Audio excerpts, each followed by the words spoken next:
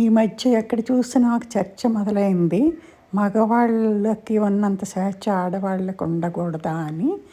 ఇప్పుడు ఇద్దరు సమానం కదా అని. అంటే శరీర నిర్మాణంలో ప్రతి హ్యూమన్ బీయింగు తేడాగానే ఉంటారు. అందరూ ఒక్కలాగా ఉండరు. అండ్ ఆడవాళ్ళు ఒక దూర ప్రయాణం చేసినప్పుడు మగాళ్ళకి రెస్ట్ రూమ్ అవసరం లేకపోయినా పర్వాలేదు, ఆడవాళ్ళకి మటుకు తప్పనిసరిగా ఉండాలి. అలాగే ఒక పెళ్ళి కానీ అమ్మాయి అబ్బాయి ప్రేమించుకున్నామంటూ తిరిగితే అమ్మాయికి ప్రెగ్నెన్సీ వస్తే తండ్రి కొడతాడు, తల్లి ఏడుస్తుంది, మొత్తుకుంటుంది, పెళ్ళి ఎలాగవుద్ది అని. పక్కింటి వాళ్ళు అందరూ ఏ స్త్రీ చూసినా ఆడిపోసుకుంటుంది, కాకుల్లాగా పీక్కు తింటారు.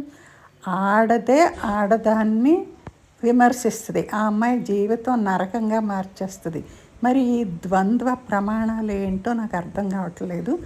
మీ అభిప్రాయాన్ని కామెంట్ చేయండి ప్లీజ్.